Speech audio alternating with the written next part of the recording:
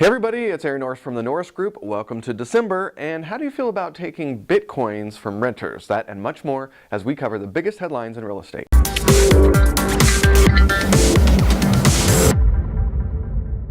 For the radio show and a podcast this week, we've got Mark Leswing and Todd Carpenter of the National Association of Realtors.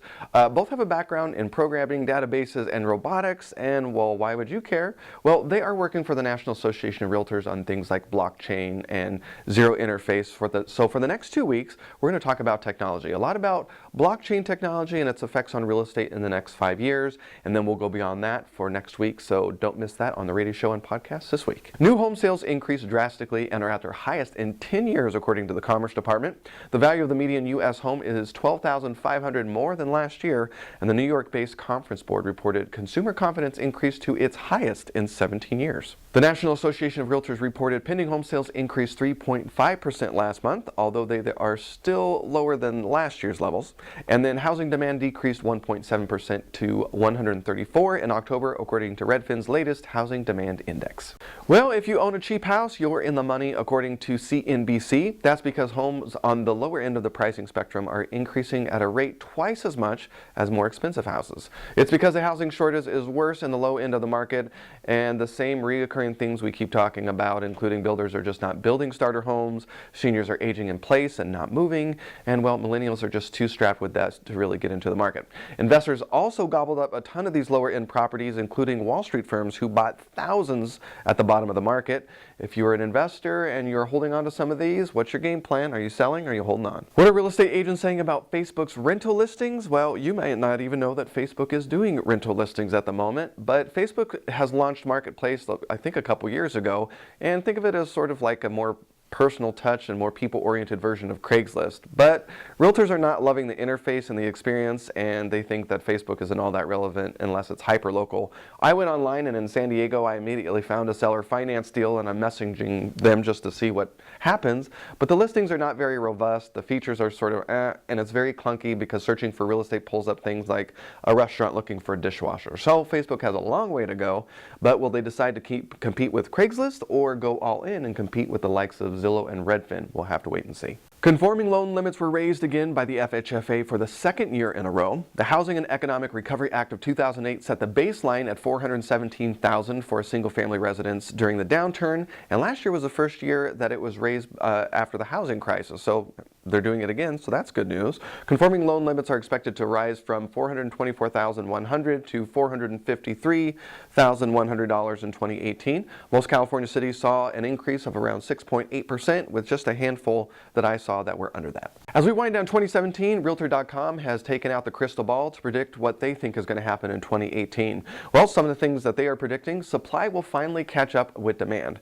How, you might ask? Well, they say construction is the engine that's turning this ship around, and it's going to, I guess, pick up quite a bit in 2018. Millennials, yes, millennials, they are finally going to go from dipping their toe in the pool to at least plunging in full throttle. Well, let's just say waiting. We'll have to wait and see how much they dive into the pool, but Realtor.com thinks that they're going to seriously get into the housing market in 2018. Southern homes will be selling like hotcakes apparently in 2018, and we've been talking about this for a while. We reported on that in our market timing report back in February of this year, and if you haven't taken the time to read Big Shifts Ahead by John Burns, you just might want to, because this might not be a short-term shift, but a long-term play for those investors looking to invest in the South. And finally, tax reform. Yes, tax reform are coming, and it's just your guess is as good as mine as at this point what's going to end up happening. They are still debating it on the floor this week, and we will have to wait to see. But yes, tax changes are coming in 2018. If you're new to the real estate investing game, Forbes released an article this week doing you a solid on giving you some first-timer tips on being a landlord. Number one, never cut corners when filling out documents, and especially here in California, you don't want to do that. Make sure you always have condition reports, state-specific leases, and required disclosures and rental applications. I always highly recommend using a realtor to make sure you transfer some of that risk to somebody else. Become efficient. wasting time is just like wasting money, and have a good understanding of fair housing laws, and this is very state specific. You need to be careful. Be known for doing the right thing by your tenants. Number 4, screen people before renting to them. Good tenants are like gold and not always easy to find, but start with the application process and interview. When you have tenants moving in and out all the time, it's no good. The longer they stay, the less in repairs you have to pay, obviously. Number 5, you never are too old or young to start. No matter where you are in life, if it's what you want to do, just do it. Most important tip of the article, treat your rentals as a business, not a hobby, sort of playing into that becoming efficient model.